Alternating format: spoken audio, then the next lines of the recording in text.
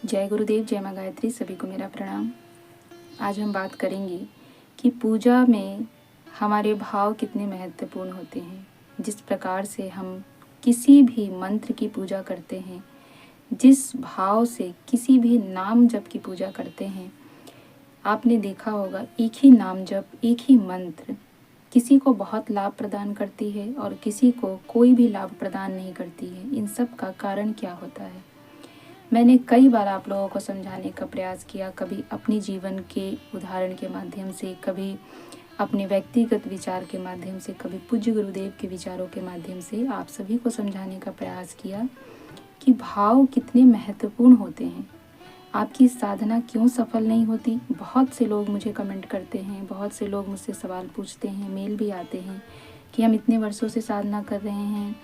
कुछ कहते हैं कि हम सारे नियमों के साथ साधना करते हैं, सब कुछ ध्यान में रखते हुए साधना करते हैं, जो दैनिक साधना विधि होती है उसको करते हुए करते हैं, फिर भी हमारे जीवन में उस मंत्र का चमत्कार क्यों नहीं होता? उस मंत्र के फलीभूत होने का कोई भी ऐसा हमें अंदेशा क्यों नहीं दिखाई देता?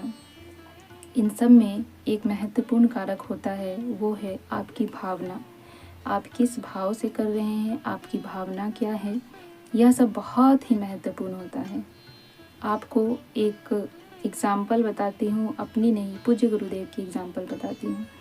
पूज्य गुरुदेव ने बहुत से अपने प्रवचन में गायत्री साधना में पूजा कर्मकांड के साथ साथ भाव को भी समावेश दिया है। उन्होंने कहा है कि पूजा और कर्मकांड के साथ साथ आपके भाव जितने प्रबल होंगे, वह पूजा, वो कर्मकांड उतनी ही फलीभूत होती है। आप सब कुछ कर रहे हैं, आप पूजा भी कर रहे हैं, कर्मकांड भी कर रहे हैं, हर विधि विधान कर रहे हैं, पर आपकी भाव उस पूजा, उस कर्मकांड से मैच नहीं करती, मिलता ही नहीं है। यानी कि आपकी वाणी कुछ और कह रही है, आपका अंतर मन कुछ और कह रहा है, तो फिर दोनों एक नहीं हो सकते हैं। और किसी भी चीज़ को सफल करने के लिए आपकी वाणी और आपका अंतःकरण, यानी कहते हैं ना कि आप जैसे सामने से हैं वैसे ही आप मन से भी हों, तो वो व्यक्ति अच्छा होता है। ऐसा इसलिए होता है क्योंकि आपके भाव शुद्ध होते हैं। आप मन में किसी के प्रति बहुत द्वेष भाव रखते हैं और सामने जिह्वा से उसके लिए अच्छा कहते हैं, यानी आपके भाव शुद्ध नहीं हैं। तो इसी प्रकार की बातें जो हैं वो हमारी पूजा पाठ में भी, हमारी उपासना में, हमारी साधना में भी काम करती हैं। यानी कि आपका मन, आपका अंतःकरण, आपकी वाणी, आपकी जिह्वा, सब कोई एक ही गीत गाने चाहिए। यदि आप गायत्री साधना कर रहे हैं तो आपकी वाणी भी कहनी चाहिए कि हमारी गायत्री साधना हमें बहुत लाभ प्रदान करेगी, हमारे साधना सफल होगी। यही आपका अंतःकरण भी महसूस करना चाहिए। कई बार होता है कि हम साधना करते हैं, कई बार 9 दिवसीय करते हैं, बहुत से लोग चंद्रायण व्रत करते हैं, 40 दिनों के अनुष्ठान करते हैं, पर उनके मन में होता है कि हम कर तो रहे हैं, ये फलीभूत होगी कि नहीं होगी, हम किसी के बताने पे कर तो रहे हैं, पर इसमें कुछ अनिष्ट हो गया, कुछ ऐसा हो गया, कुछ वैसा हो गया, तो ये हमारा काम करेगा नहीं करेगा, इतने दिनों की मेरी मेहनत बेकार जाएगी। आप सारे कैलकुलेशन कर लेते हैं, पर उन सब में जो मिसिंग होता है वो होता है आपका भाव। पूजा पाठ में हम कोई बहुत बड़े साधक नहीं हैं, इसलिए त्रुटियां हमसे हो सकती हैं और सभी से होती हैं, पर उन त्रुटियों पे ध्यान देने के बजाय हमें ये सोचना चाहिए कि जिस देवी की आराधना कर रहे हैं, जिस देवता की आराधना कर रहे हैं, जिस देवी देवता का हम नाम जप कर रहे हैं, वो इतना निष्ठुर नहीं है, वो हमसे कई गुना ऊपर है, उसकी हम धूल के बराबर भी नहीं है। तो उसकी मानसिकता हमारी मानसिकता जैसी नहीं है। उस देवी देवता, उस भगवान की जो ऊर्जा है, उनका जो अंतःकरण है वो बहुत विशाल है और उनके हृदय में सभी के प्रति प्रेम है, दया है। तो यदि हमसे कोई त्रुटि हो भी जाती है तो उस त्रुटि का दंड यदि वो देने लगे तो फिर मनुष्य में और भगवान में कोई अंतर नहीं है। यह व्यवहारिक रूप से तो मनुष्य की प्रकृति है कि यदि किसी ने उसके साथ कुछ गलत कर दिया, किसी ने उसका कुछ बुरा कर दिया, या कुछ भी उसके अनुरूप कार्य किसी व्यक्ति ने नहीं किया, तो वे उसके प्रति द्वेष भाव रखते हैं, उसके प्रति वो अपने मन में कटुता रखते हैं, ईर्ष्या रखते हैं, द्वेष रखते हैं, उसका बुरा चाहते हैं, बदला लेने की भावना होती है। तो यही सब यदि भगवान भी करने लगे तो फिर मनुष्य में और भगवान में कोई अंतर नहीं रहेगा। तो त्रुटियां साधनाओं में हर किसी से होती है और ईश्वर उन त्रुटियों को अनदेखा करते हैं, वह केवल भक्त के भाव को देखते हैं।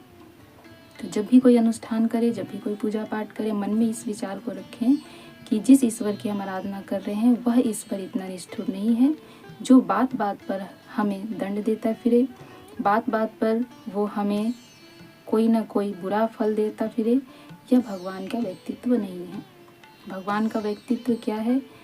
वह आपके भाव के अनुरूप आपको प्रदान करते हैं। अब आपको निर्णय लेना है कि आप अपने भाव कैसे रखेंगी। तो भाव बहुत महत्वपूर्ण है। आप लोगों ने आजकल देखा होगा बहुत से मैनिफेस्टिंग वाले वीडियोस आते हैं कि आप जैसा मैनिफेस्ट करेंगे वैसी चीज़ें आपके साथ होने लगेगी। ये नया शब्द है मैनिफेस्टेशन। बहुत से लोग बहुत समय से सुनते होंगे, लेकिन इसको हम यदि इस प्रकार से कहें कि जैसा आप सोचते हैं वैसे आप बन जाते हैं, जो पूज्य गुरुदेव की थॉट्स हैं कि जैसा आप सोचते हैं वैसा आप बन जाते हैं, ठीक यही क्रिया होती है मैनिफेस्टेशन में। उसमें भी यही आपको सिखाया जाता है। उनके कोर्सेस होते हैं, वो आपको कोर्स कराते हैं कि आप ऐसे ऐसे सोचिए, ऐसे ऐसे करिए। एक ही बात को आप दिन में 10 बार दोहराइए, कभी 15 बार दोहराइए। अनेक प्रकार के उनके टेक्निक्स होते हैं, उस पर हम बात नहीं करेंगे। तो एक तरह से वही है। पूज्य गुरुदेव ने क्या बोला? हर समय आप अपने बारे में अच्छा सोचिए। अच्छा सोचेंगे अच्छा होता रहेगा। तो पूज्य गुरुदेव की बस एक लाइन याद रखिए, जो जैसा सोचता है वैसा बन जाता है।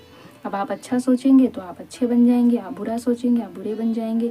आप यदि सोचेंगे कि मेरी साधना जरूर सफल होगी तो आपकी साधना जरूर सफल होगी।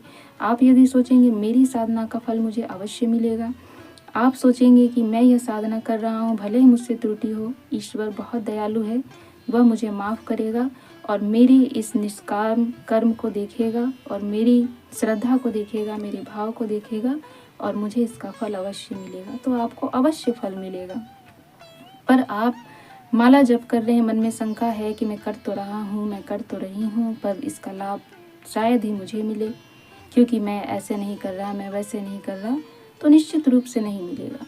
तो ये थॉट्स आप अप्लाई कीजिए। आपने वो पुस्तक भी पढ़ी होगी, द सीक्रेट ऑफ लाइफ। आप उस पुस्तक को पढ़िएगा। उस पुस्तक में भी सिर्फ इसी एक थॉट पर, जो पूज्य गुरुदेव की है, जो जैसा सोचता है वैसा बन जाता है, इसी एक थॉट पर वो पूरी किताब है। यानी कि द सीक्रेट ऑफ लाइफ क्या है कि आप जैसे अपने भाव का निर्माण करते हैं, जैसे अपने मन मस्तिष्क को विचार भेजते हैं, आपका जो सब कॉन्शियस माइंड है, आप उसको जो कुछ भेजते हैं वैसी चीज़ें वो वातावरण में बनाना शुरू कर देता है। ठीक यही तो गुरुदेव कहते हैं कि जैसा आप सोचते हैं वैसे भाव के साथ वो चीज़ें निर्माण होने लगती हैं। यानी आपका भाव ही आपके सब कॉन्शियस माइंड के पास पहुंच रहा है। आपके जो विचार उत्पन्न हो रहे हैं, यानी आप अपने बारे में सोच रहे हैं कि मैं बहुत अच्छा हूँ, तो आपके माइंड में क्या जा रहा है? मैं बहुत अच्छा हूँ। तो आप अच्छे ही तो बनते जाएंगे। धीरे धीरे आप अच्छाई की तरफ अपने आप अग्रसित हो जाएंगे। आपका जो माइंड है वो आपको अच्छाई की तरफ प्रेरित करेगा। तो इन चीज़ों को समझते हुए इन्हीं भाव को हमें साधना के साथ सम्मिलित करना होता है। हर एक चीज़ हमें सोचना होता है कि जो भी हम कर रहे हैं वह निश्चित रूप से फलीभूत होगा। हमारी सबसे बड़ी गलती क्या है कि हमें लगता है कि हम एक साधना कर रहे हैं, हमने 9 दिवसीय किया, अब तो हमारे जीवन में वो सब कुछ होना प्रारंभ हो जाएगा जो हम चाहते हैं। नहीं होता है तो फिर आप सोचते हैं हो ना हो, अब मैं कुछ दूसरा ट्राई करता हूँ। किसी ने बता दिया राधा नाम का जप करो तो आपको सब कुछ मिल जाएगा। किसी ने बता दिया राधा नाम के 28 नाम का जप करो, आपको सब कुछ प्राप्त हो जाएगा, फिर वो करने लग जाते हैं। किसी ने बता दिया राम नाम का जप करो, हनुमान जी दौड़े आएंगे, फिर तुम हनुमान जी से जो चाहो वो करा लो।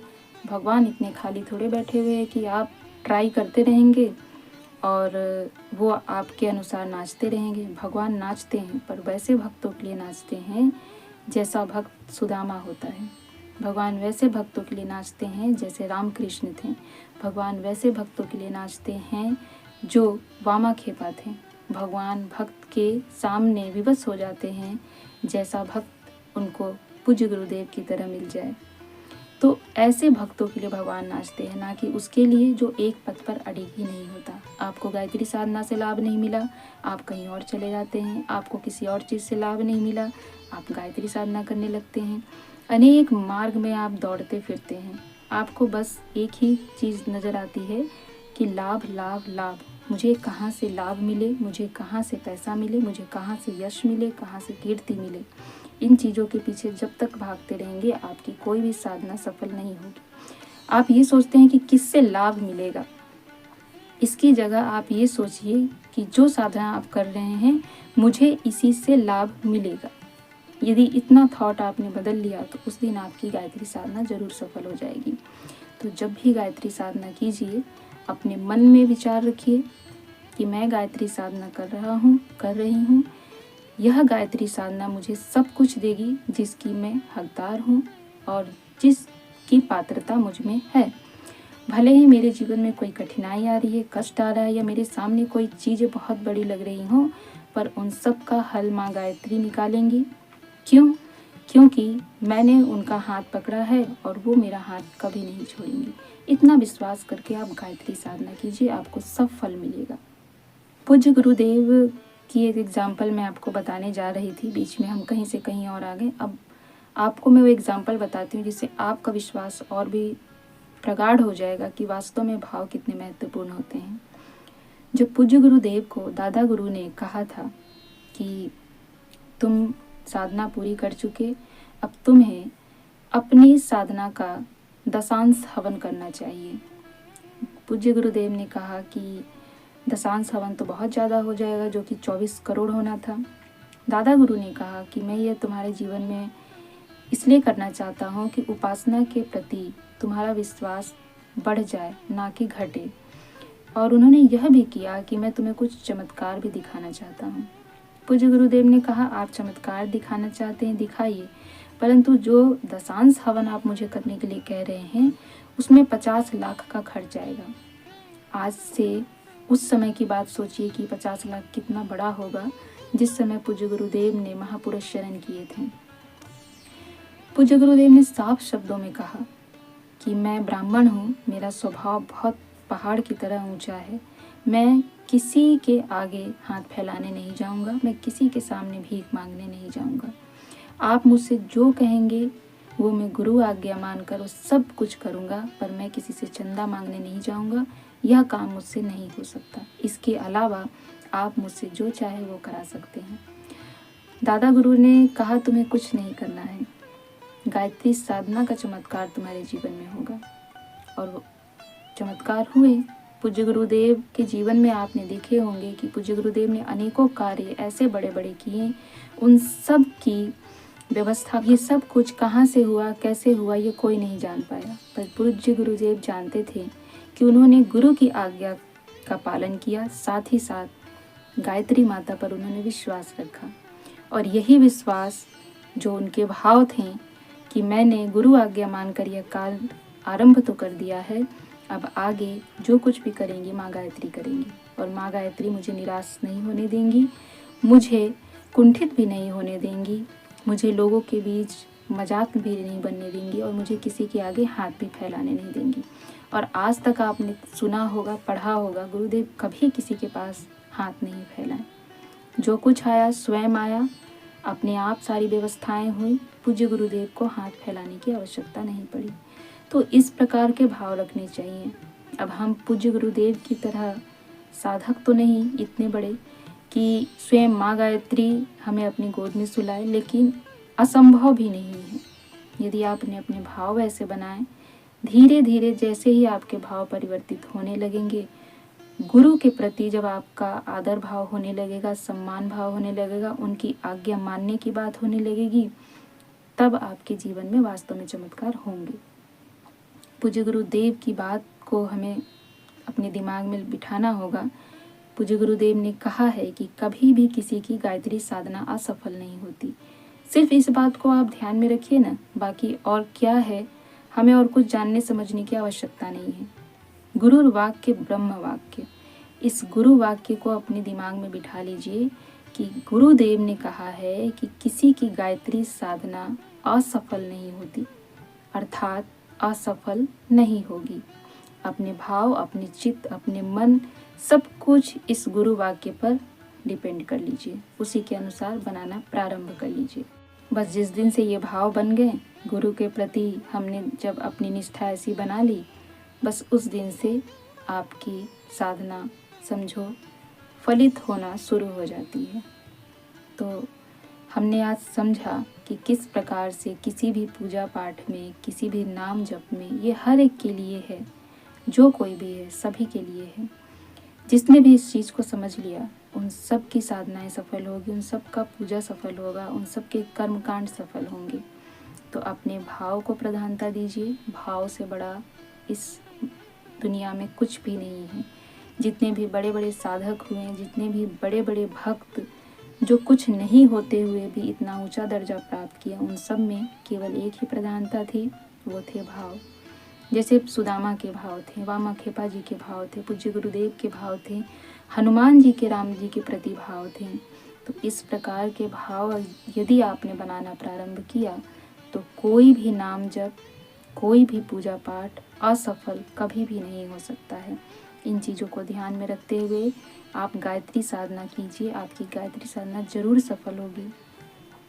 और गायत्री साधना में कभी कभी हम जो चाहते हैं वो नहीं होता, और कभी कभी हमें कुछ अलग परिणाम देखने को मिलता। इसका भी एक कारण होता है, इसका भी एक कारण होता है कि आप जो चाहते हैं वो नहीं हो रहा है। इसका मतलब है कि माँ कुछ और चाहती हैं और वो आपके सोचे हुए से बेहतर ही चाहती हैं। इसका भी मैं एग्जाम्पल के थ्रू आपको समझाने का प्रयास करूंगी, पर इस वीडियो में नहीं, दूसरे वीडियो में, कि क्यों आपकी सब साधना आपके अनुरूप फल नहीं देती, कोई और फल प्रदान करती, इसका कारण क्या होता है। आज के लिए सिर्फ इतना ही। जय गुरुदेव।